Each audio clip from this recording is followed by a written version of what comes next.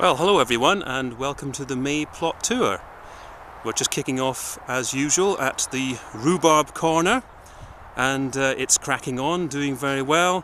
We've cropped it a few times and it's just keeping going and going and going.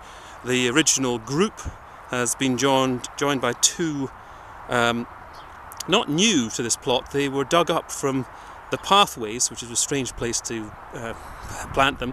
And they were lying at the back, and we realised that we had a different variety to the one we currently had. So we just took out the two most vigorous looking bits and popped them in, see how they do. So the Tayberry at the back there is still doing well. Just coming round to Main Avenue, and we've got an obelisk in there now, which has got sweet peas down the bottom of it. So hopefully those will grow up nicely and give us a bit of a floral display. And at the side here we've got gooseberries, black currants, we hope they're black currants, or some kind of currant. We'll find out when it actually produces fruit. The gooseberries are definitely gooseberries, possibly two different varieties, and haven't spotted any sawfly on them yet, but I will be squishing those if I do. Here we are onto the bed that is going to be for the squashes, and they're not in yet, as you can see. They're growing away quite nicely at home, so we'll pop them in once they're ready. Coming round to the spa garden, the two baths with the parsnips at the front here, carrots with radish mixed in there. There's an awful lot of annual weed seeds that have come out of the riddled compost from the compost heap that we got rid of. So as soon as the parsnips, carrots and radish are big enough to identify, we'll know what the weeds are to pull out. Right, coming around to the onions. Well, they're not really that much bigger than they were about a month ago, so they're having a little bit of a sleep for now.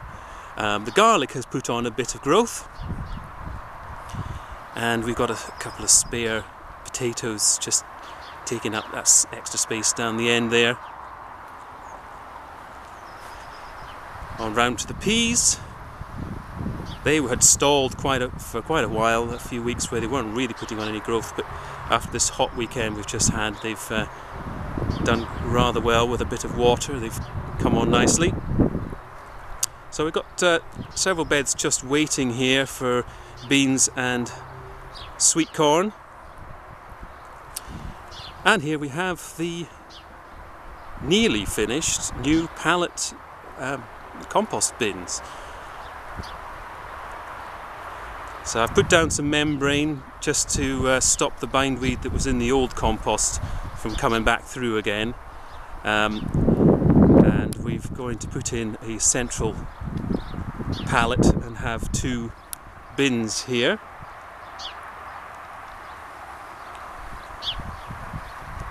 Okay, I think I may have added a second water butt from the last video. So we've got a near close by space that we can actually take water from. The apple tree is doing rather nicely. So nothing in the courgette bed, but like the squash, they're growing away at home, and we've got two varieties that are going to be going in there. Likewise, two varieties of strawberries in here. The netting has gone on just to make sure the birds don't have the fruit before we do. And there's plenty of flowers on there that's hopefully will result in plenty of fruit. So coming round the side of the plot, we have a collection of wood. This is ultimately going to be a hugelkultur bed. I really just want a hugelkultur bed so I can keep saying hugelkultur. But the soil here is quite sandy, and one of the benefits I've noticed about hugelkultur is that you bury the wood, and as the wood breaks down it can act as a sponge and it holds the moisture, so it can help with soil that is poor at retaining water. So that's, well, we're just going to see. We'll probably end up planting things in there and also in another bed that isn't hugelkultur, and just see how they compare. For the initial period when the wood is breaking down, it does rob the soil of nitrogen, so there's only certain crops you can grow, but there's plenty of information on the internet about this. So over here to the spinach, which we've been cropping, doing rather nicely. The beetroot, bolt hardy. It's yes, we've lost a few clumps, so not overly happy about the performance of that. So over here is the fleeced up cabbage. You probably can't see so well in this video, but there are white edges to the cabbage, which we're not quite sure why that is. We think possibly that over the hot weekend that the fleece has got really warm, and where it's been in contact with the leaves, they've got scorched. So if anyone's had that or knows of another reason for that, please let me know. Right, the flower bed,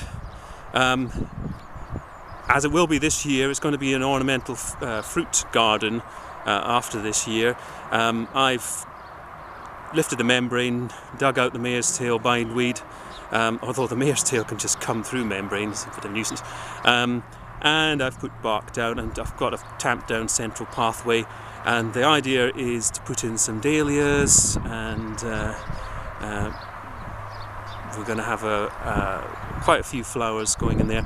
By the end of this year, I missed the chance to plant fruit trees for this year, but I'm going to have in each the corners, centre of the corners squares, is an apple, a plum, a damson and a pear, and I'm intending to have espalier apples around 3 long sides. I would like to have a self-pollinating early variety and a couple of late varieties, just trying to have as much a good long fruit season. Right, coming round to the sarpomeras, and they're going great guns. I earthed them up yesterday, and they are needing it again today. They're just shooting up, and hopefully that means they're going to give us a decent crop. And back over to the rhubarb again. Right, that is it. Thank you very much. I will see you next month.